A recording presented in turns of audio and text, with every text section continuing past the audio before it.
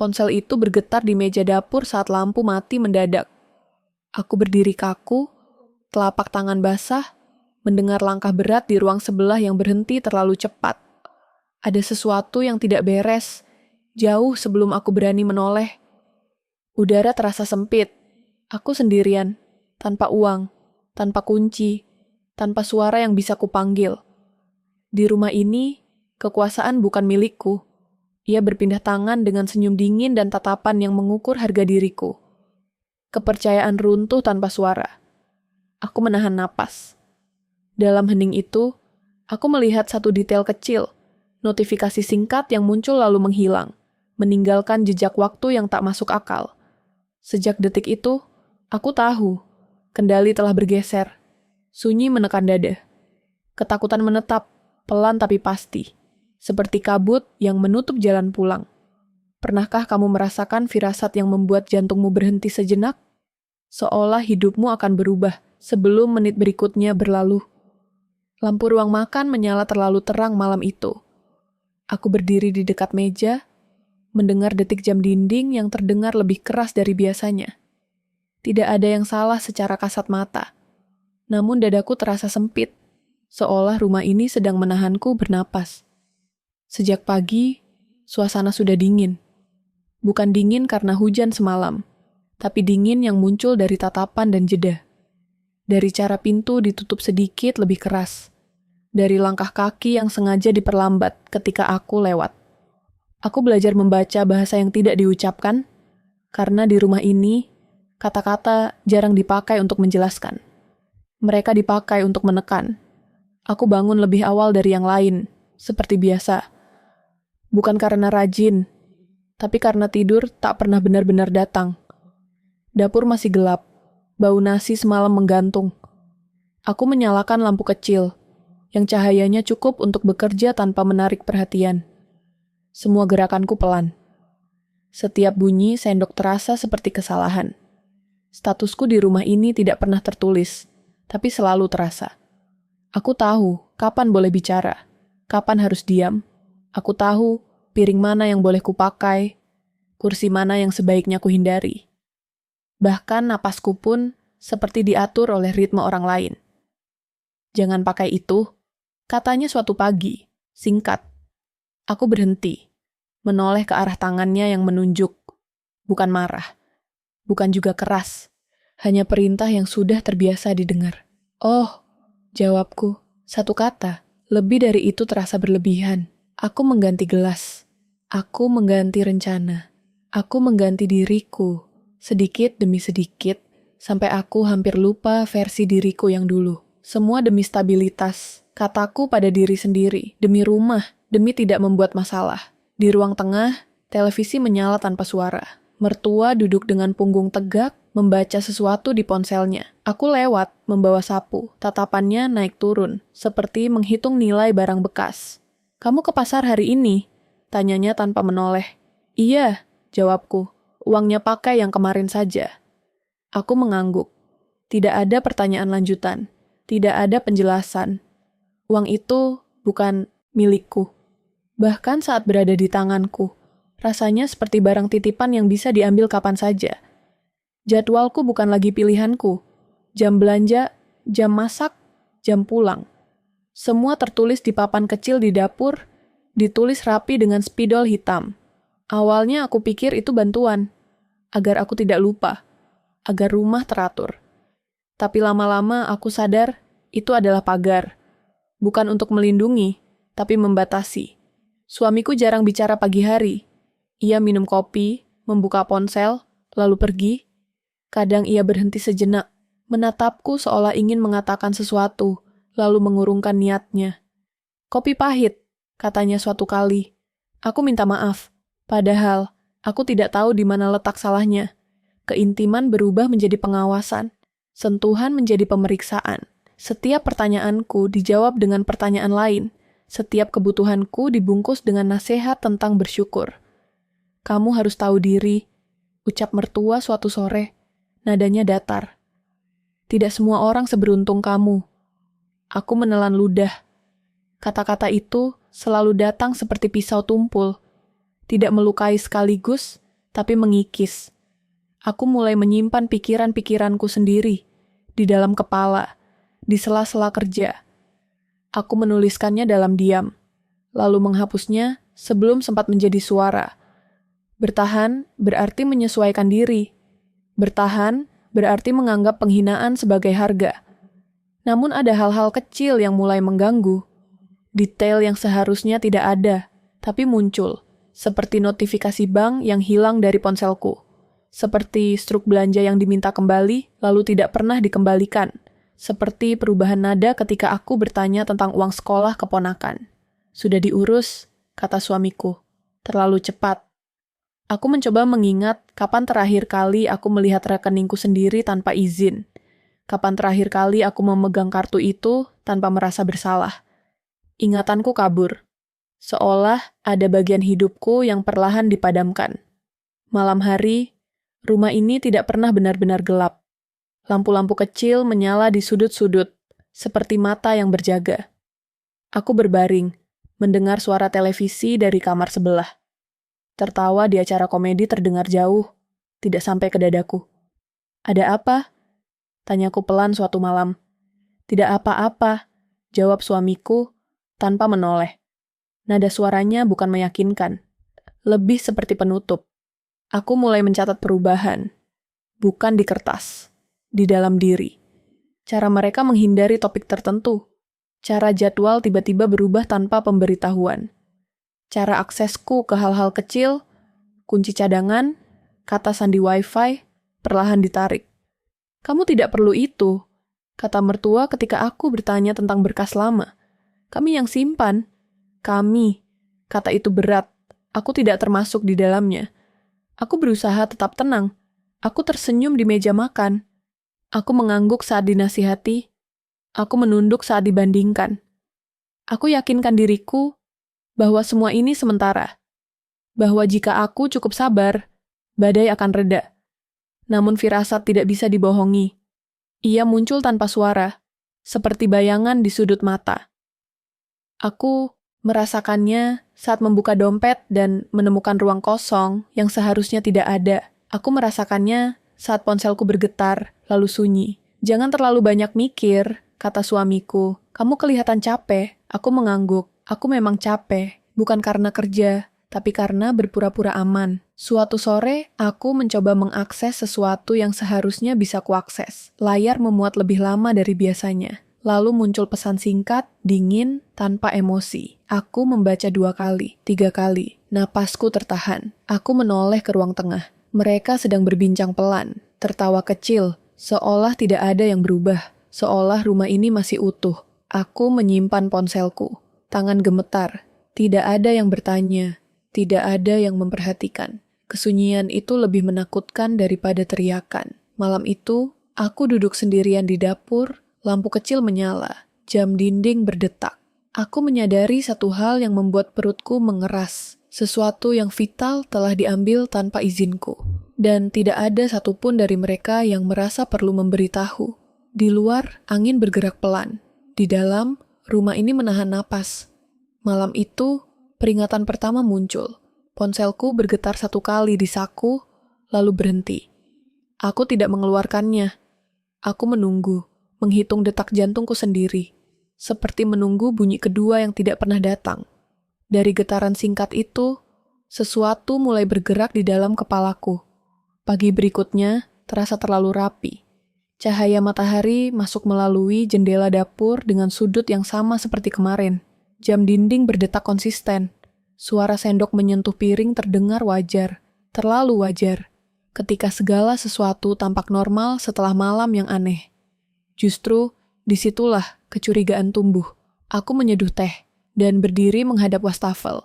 Uap naik perlahan, di pantulan kaca, aku melihat diriku sendiri menatap terlalu lama, seolah mencari tanda yang belum berani kusebutkan.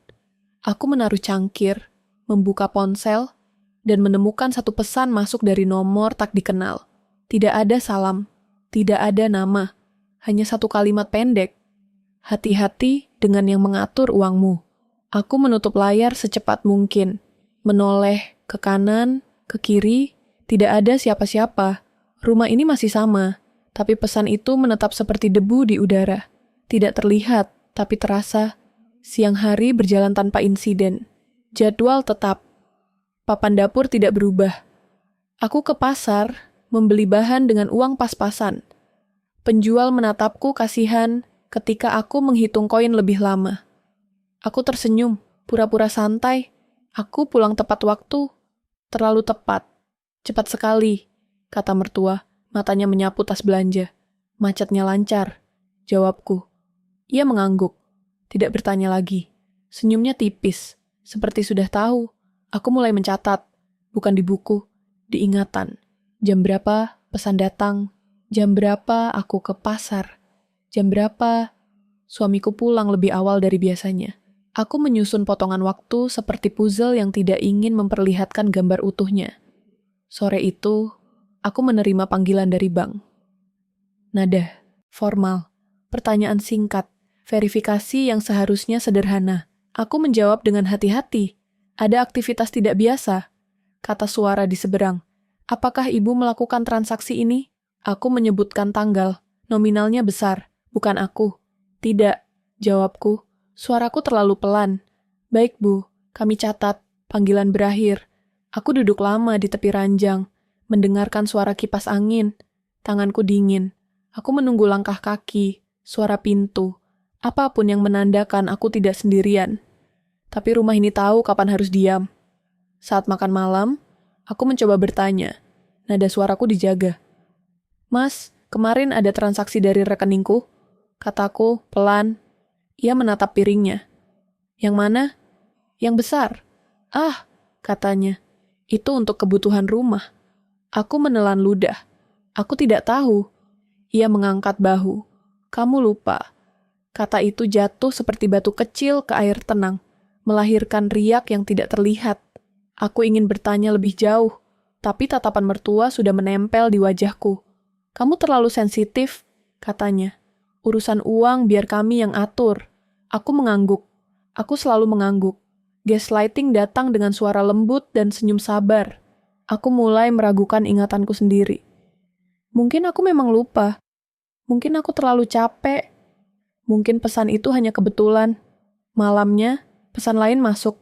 Nomor berbeda. Kalimatnya singkat. Cek riwayat. Jangan tanya langsung. Aku menutup ponsel dan meletakkannya terbalik. Aku tidak tidur. Aku menunggu. Di sela-sela dengkuran suamiku, aku membuka aplikasi bank. Aksesnya lambat. Aku memasukkan kata sandi. Salah. Ku coba lagi. Salah. Aku berhenti sebelum terkunci. Keesokan hari, aku pergi ke ATM sendirian. Aku berdiri di antrean, mendengar mesin berdengung. Giliranku tiba. Aku memasukkan kartu, mengetik PIN dengan jari gemetar. Layar menampilkan saldo.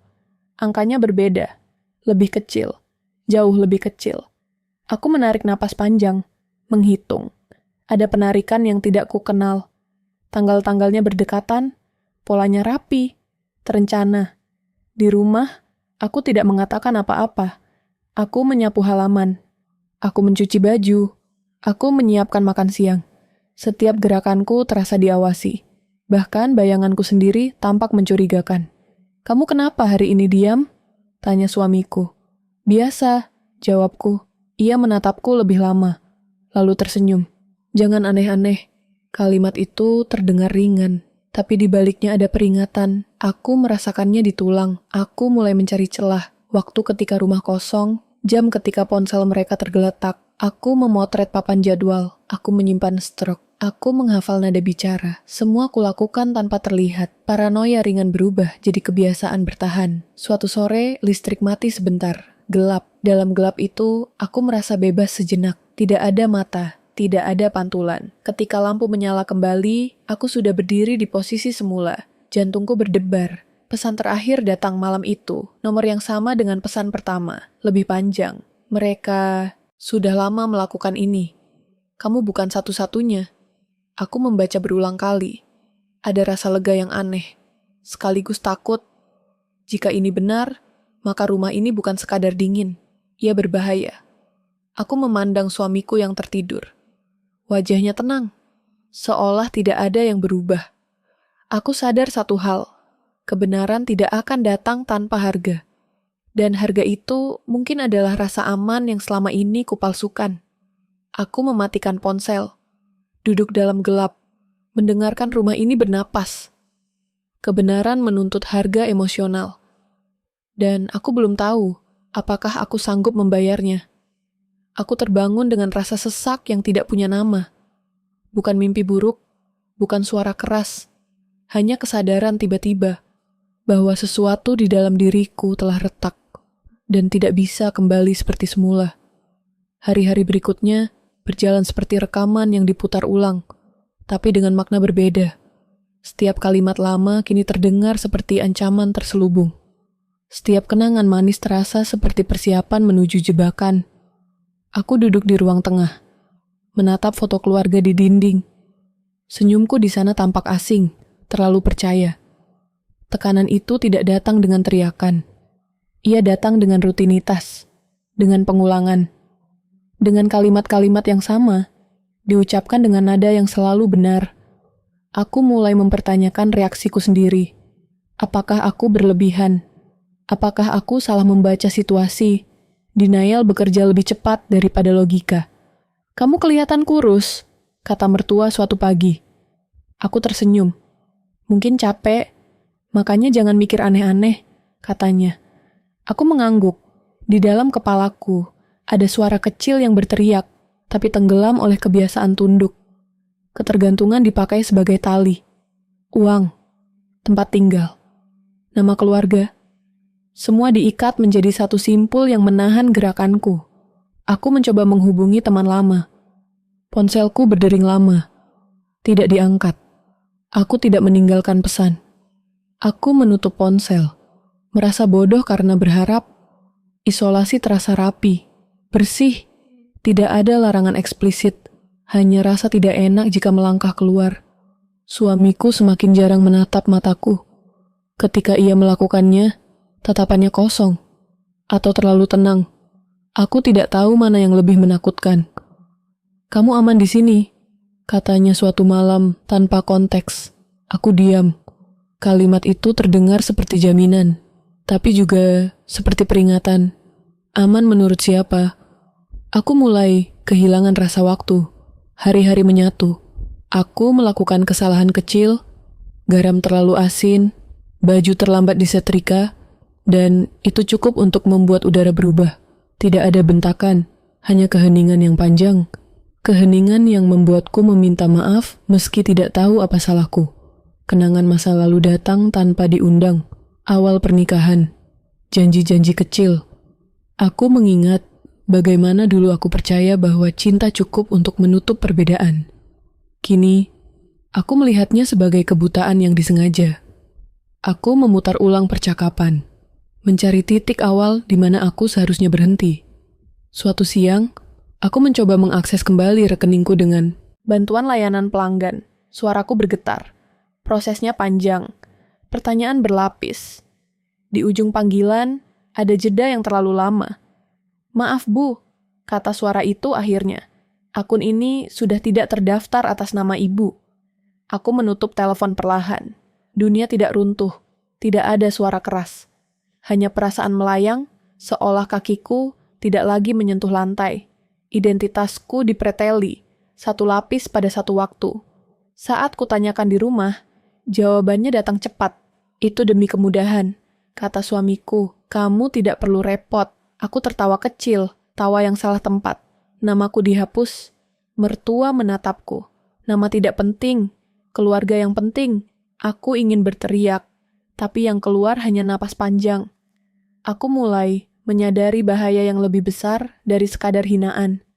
Ini tentang penghapusan, tentang membuatku tidak terlihat, tidak terdengar, tidak tercatat. Malam hari menjadi musuh. Dalam gelap, pikiranku bekerja terlalu keras. Aku duduk di kamar mandi, menyalakan keran kecil hanya untuk menutupi suara napasku. Aku menatap wajahku di cermin. Ada garis baru di sekitar mata. Ada ketakutan yang tidak bisa kusembunyikan. "Kamu kenapa?" tanya suamiku dari balik pintu. "Tidak apa-apa," jawabku. Kata itu menjadi mantra. Tidak apa-apa. Tidak apa-apa, sampai maknanya hilang. Aku mulai menulis di kertas kecil, lalu membakarnya. Nama, tanggal, jumlah, semua kubuat singkat, seolah jika terlalu rinci, aku akan mengakui kenyataan yang belum siap kuterima. Aku hidup di antara dua ketakutan. Takut diketahui dan takut dilupakan. Suatu sore, mertua memanggilku ke ruang tamu. Nada suaranya ramah. Kami pikir, kamu sebaiknya fokus di rumah saja, katanya. Tidak usah ikut urusan luar. Aku ingin kerja lagi, kataku hampir berbisik. Ia tersenyum. Untuk apa? Kami cukup. Cukup untuk siapa? Pertanyaan itu menggantung. Aku melihat masa depanku menyempit, seperti lorong yang lampunya dipadamkan satu persatu. Tanpa penghasilan, tanpa akses, tanpa nama. Aku masuk ke kamar dan duduk di lantai. Punggungku menempel ke ranjang. Aku memeluk lutut. Marah itu ada, tapi terpendam. Putus asa itu nyata, tapi sunyi. Aku tidak menangis. Air mata terasa terlalu mahal untuk dikeluarkan. Pesan anonim tidak datang lagi. Keheningan itu lebih mengganggu. Aku bertanya-tanya, apakah aku sedang diuji atau ditinggalkan? Aku mulai meragukan kewarasanku sendiri. Itulah yang mereka inginkan. Aku sadar. Ketika seseorang tidak lagi percaya pada pikirannya sendiri, ia mudah dikendalikan. Ancaman itu akhirnya menjadi nyata ketika aku menemukan berkas lama di lemari.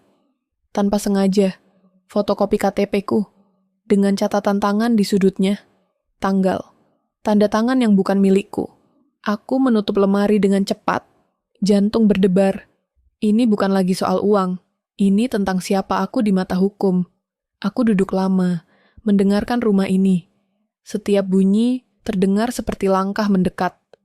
Masa depan dan identitasku berada di ambang yang rapuh.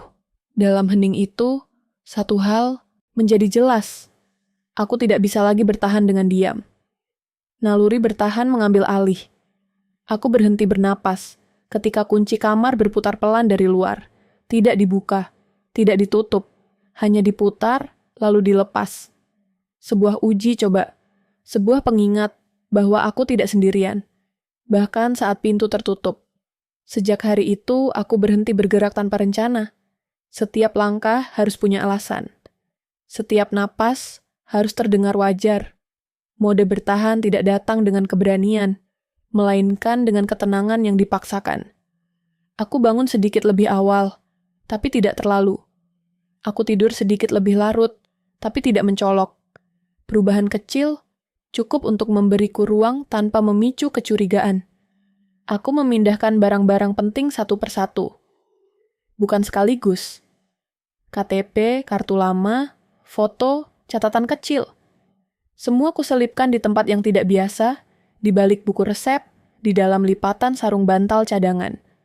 Aku menghafal letaknya, lalu melupakan ingatan itu di siang hari.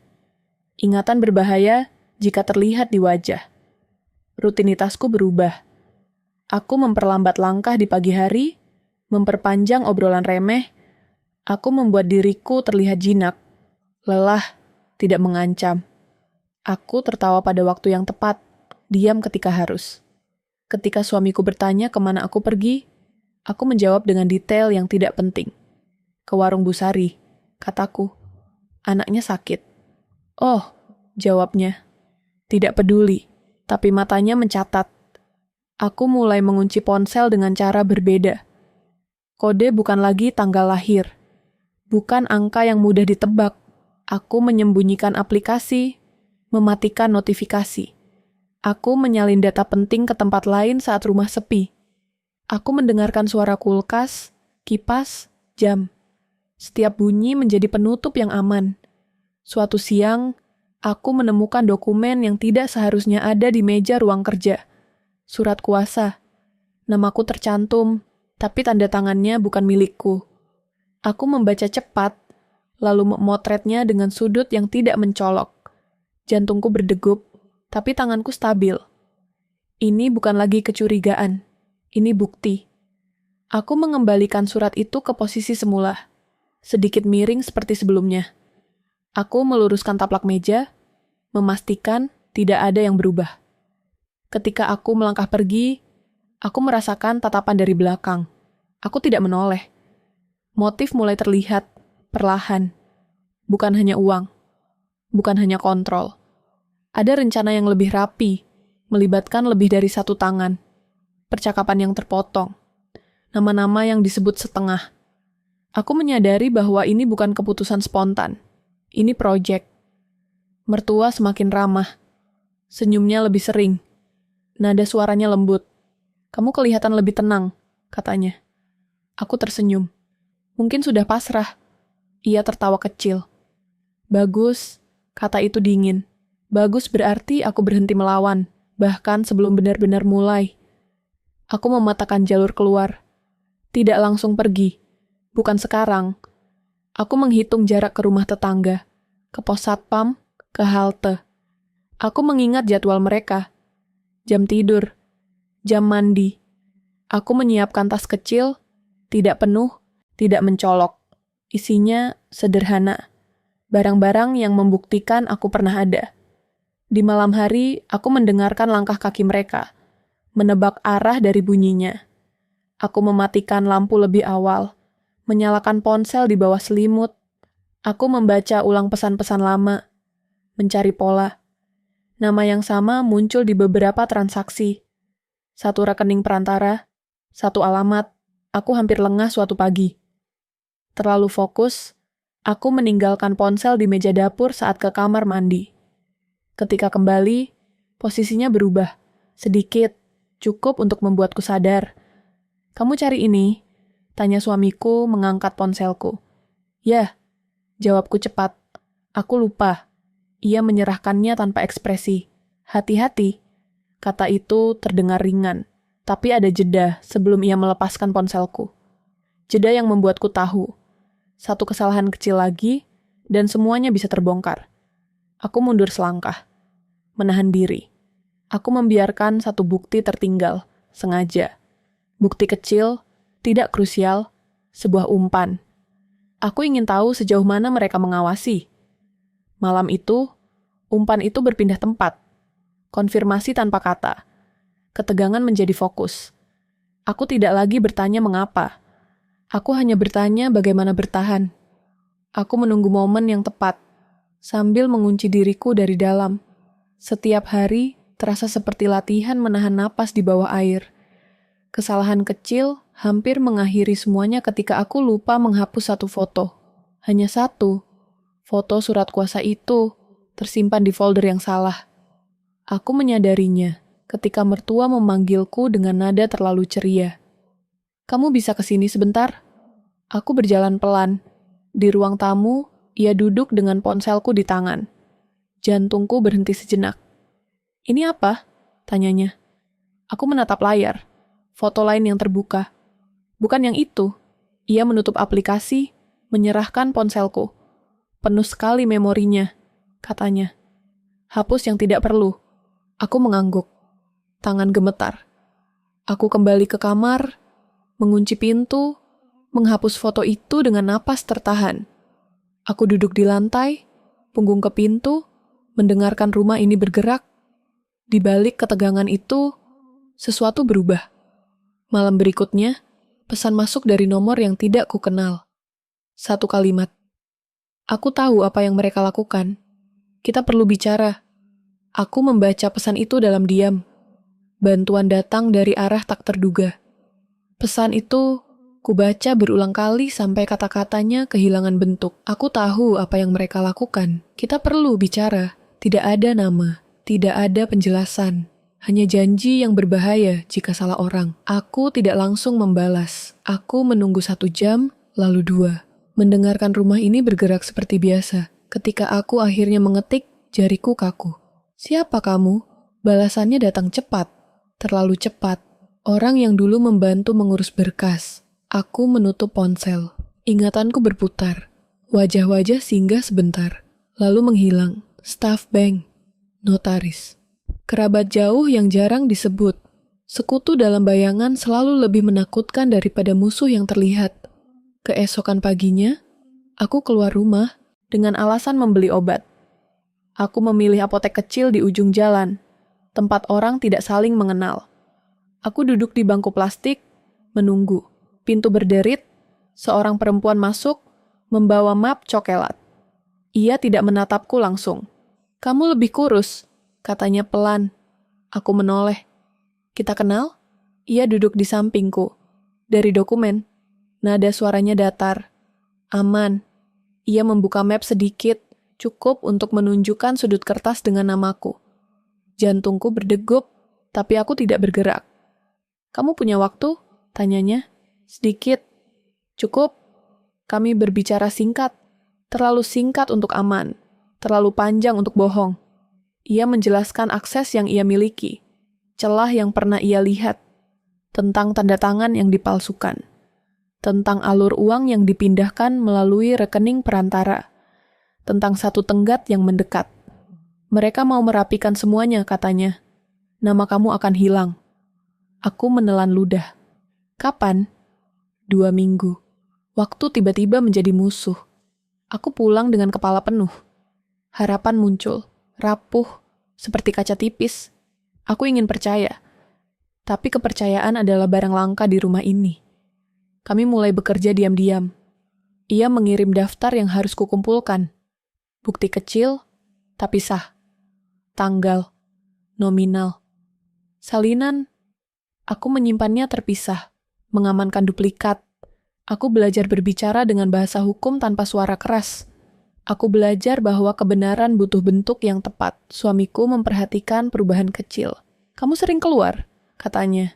"Udara," jawabku. Ia tersenyum. "Jangan lama." Aku memperpendek langkah, memperhalus alasan. Sekutu itu mengajariku ritme aman. Kapan bergerak, kapan berhenti. Kami berbicara lewat jeda, bukan kata. Suatu malam, ia menelepon. "Ada pengajuan baru." "Apa?" bisikku. "Pengalihan aset." Dadaku mengencang. "Atas nama siapa?" "Hampir semua, kecuali kamu."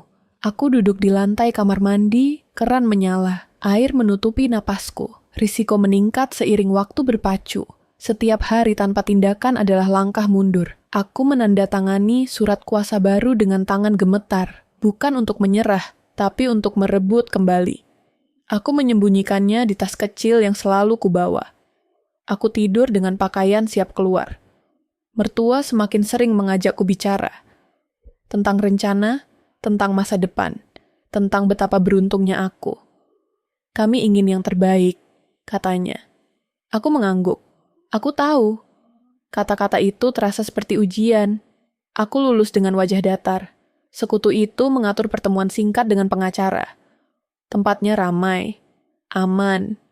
Aku mendengar istilah-istilah yang dingin. Sah, cacat hukum, pembuktian. Aku menandatangani lagi, kali ini dengan napas panjang. Harapan menjadi bentuk, batas waktu menutup di ujung lorong. 2 minggu mengecil menjadi hitungan hari. Aku merasakan tekanan di setiap langkah. Rumah ini semakin sunyi, tatapan semakin lama, senyum semakin tipis. Pesan terakhir datang malam itu. Besok mereka bergerak. Aku mematikan lampu. Duduk di gelap, menunggu, konfrontasi tak terelakkan.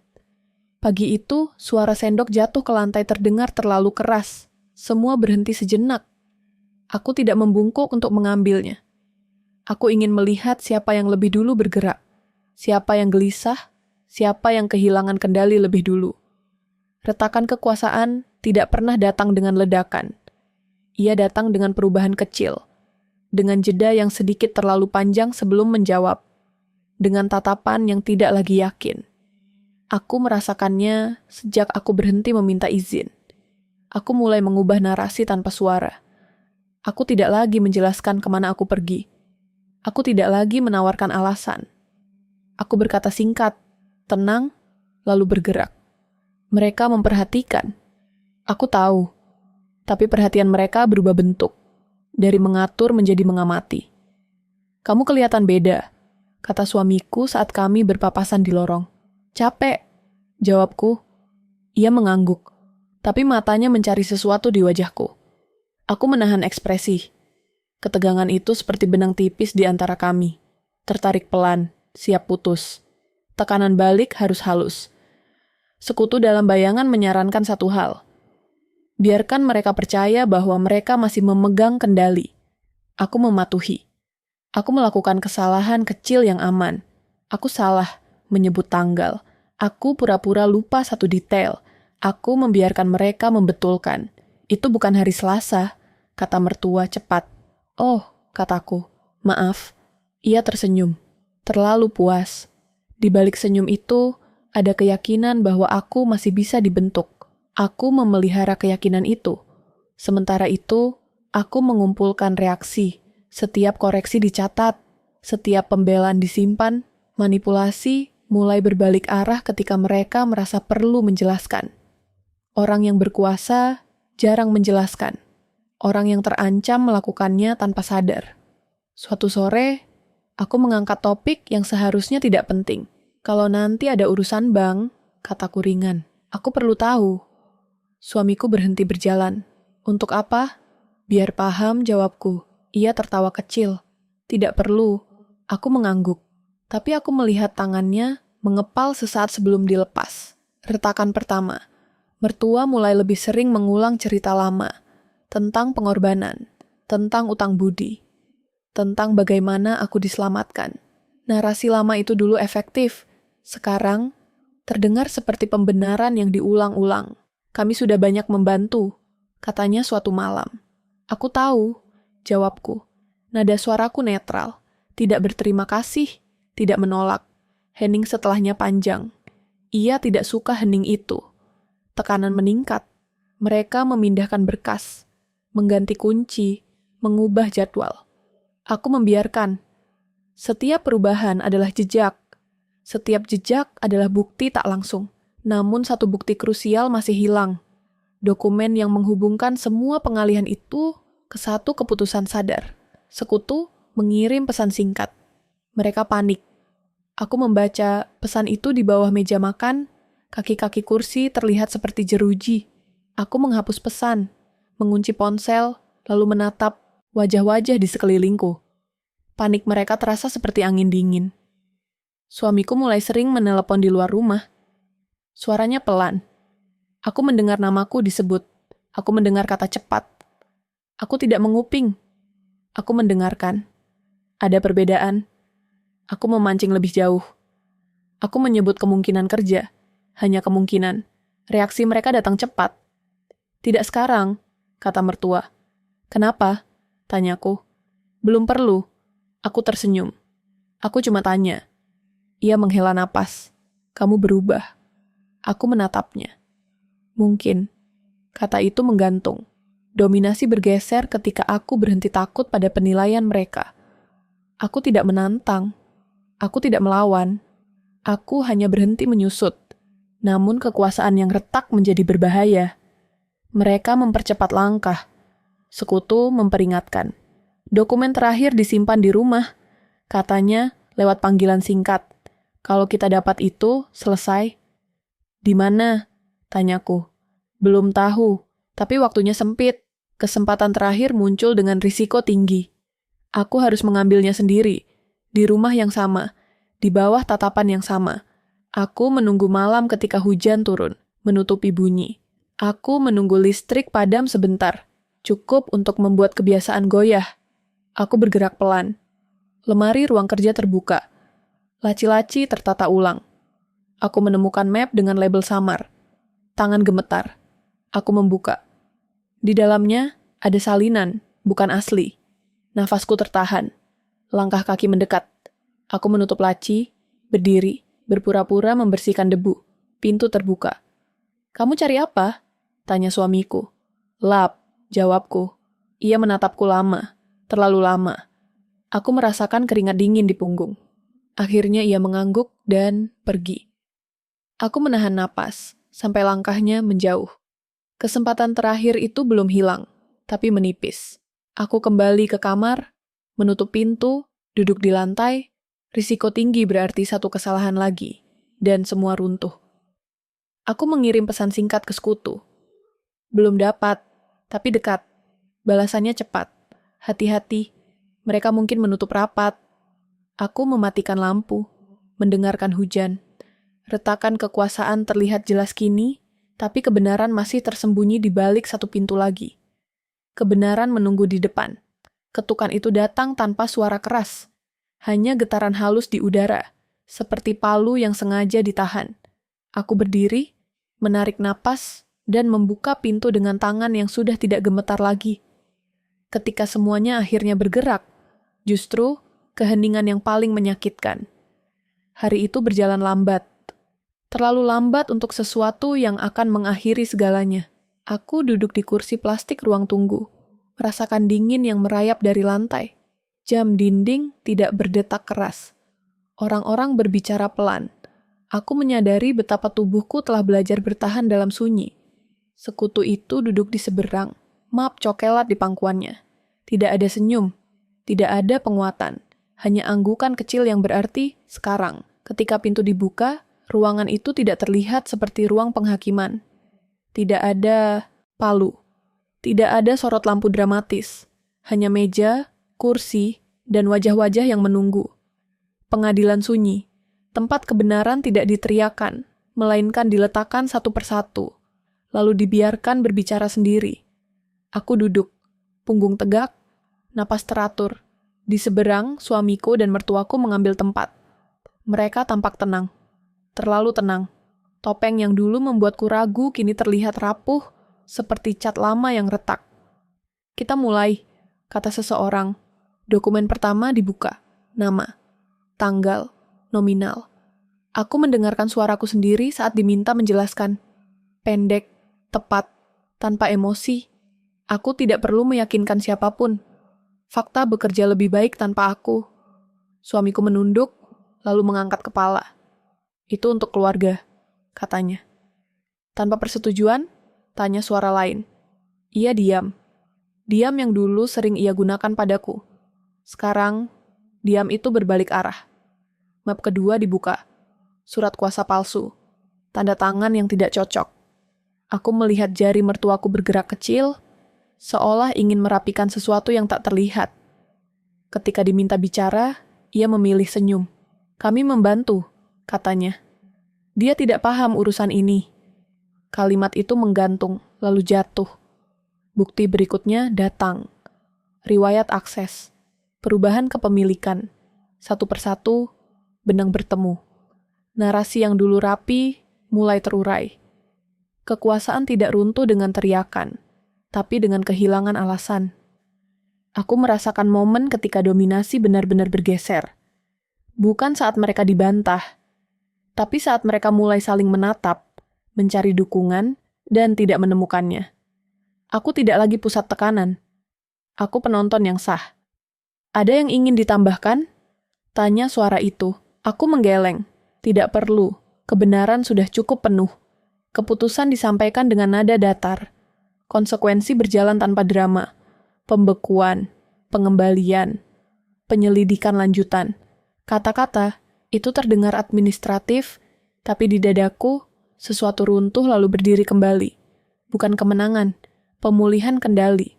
Di luar ruangan, udara terasa berbeda, lebih ringan, tapi juga kosong. Sekutu itu berdiri di sampingku. Kamu aman, katanya. Aku mengangguk.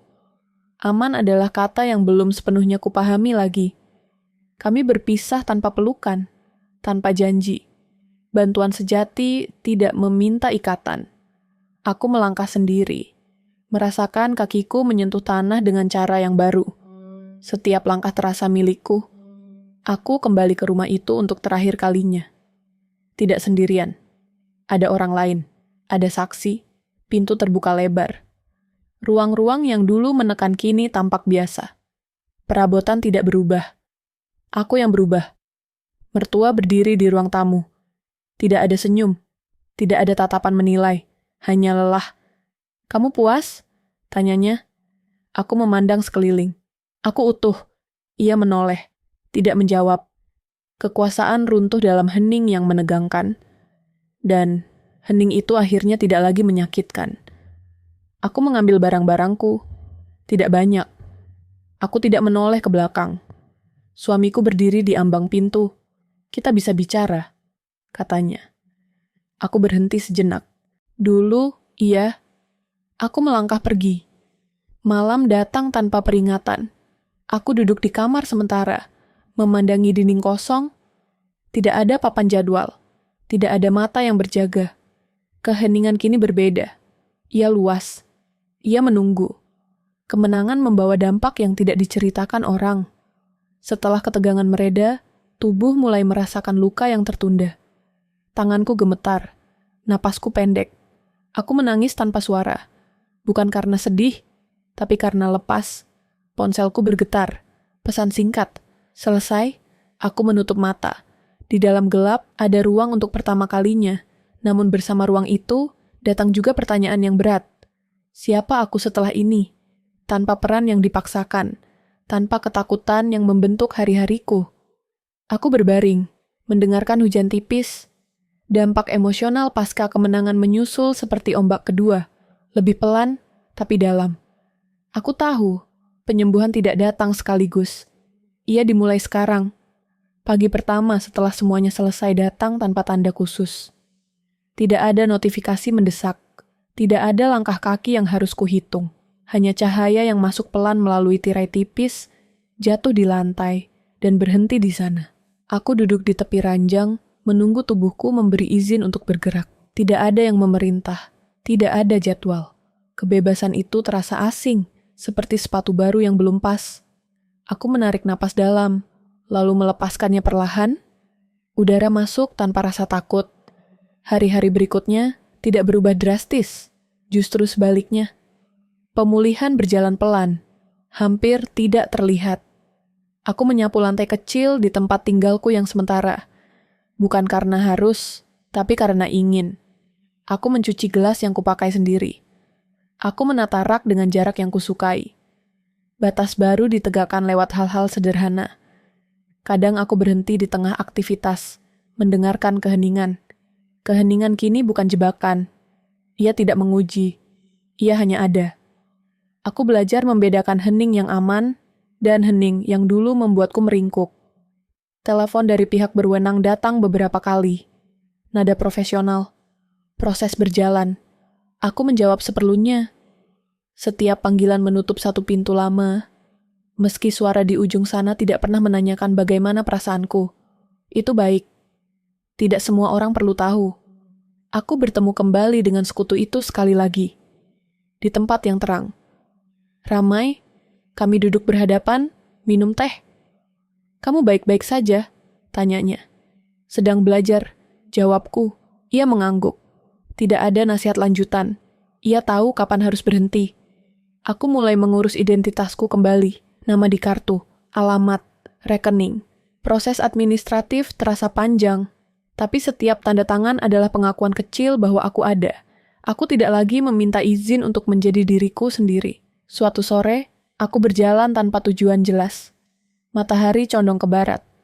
Aku melewati rumah-rumah orang lain, mendengar suara televisi, tawa anak-anak. Hidup berlangsung di luar diriku, dan untuk pertama kalinya, aku tidak merasa tertinggal. Namun luka tidak hilang hanya karena ancaman pergi. Ada malam-malam ketika aku terbangun dengan jantung berdebar, yakin ada yang memanggil namaku dari ruang lain. Aku duduk, menunggu rasa itu reda.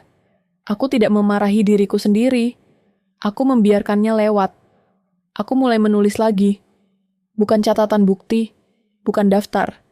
Hanya kalimat-kalimat pendek tentang hari yang kulalui. Tentang rasa pahit yang tersisa. Tentang lega yang tidak selalu manis. Aku mengakui luka tanpa membiarkannya mendikte langkahku. Suamiku mencoba menghubungi sekali. Pesannya singkat. Kita bisa bicara baik-baik. Aku membaca, lalu menghapus. Tidak semua pintu perlu dibuka kembali. Batas bukan balas dendam. Ia adalah perawatan diri. Aku bertemu ibuku setelah lama tidak bertemu. Kami duduk di ruang tamunya yang sederhana. Ia menatapku lama, seolah mencari sisa-sisa ketakutan di wajahku. Kamu capek? Katanya. Iya, jawabku jujur. Ia meraih tanganku. Tidak bertanya lebih jauh. Sentuhan itu cukup. Hari demi hari, aku mengisi waktu dengan hal-hal kecil yang dulu tidak sempat kupikirkan. Kursus singkat, pekerjaan paruh waktu, rutinitas yang kupilih sendiri. Aku belajar mengatakan tidak tanpa alasan panjang. Aku belajar berhenti menjelaskan diriku. Ada momen ketika aku tertawa keras, lalu berhenti, terkejut oleh suaraku sendiri. Aku tersenyum. Itu suara yang lama tidak kudengar. Keadilan memberi ruang bernapas, bukan penghapus masa lalu. Aku memahami itu sekarang.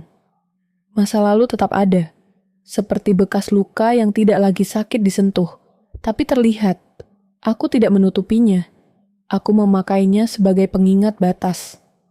Pada suatu malam yang tenang, aku berdiri di balkon kecil, memandang lampu kota. Angin menyentuh wajahku. Aku memejamkan mata, merasakan tubuhku berdiri tanpa rasa takut jatuh. Aku tidak tahu apa yang menungguku nanti. Hidup tidak menjanjikan keamanan permanen. Tapi aku tahu satu hal. Aku tidak akan kembali menjadi bayangan di rumah orang lain. Aku masuk, mematikan lampu dan berbaring. Gelap menyelimuti, lembut kali ini. Di dalam gelap itu, aku tidak lagi menunggu bahaya. Aku beristirahat.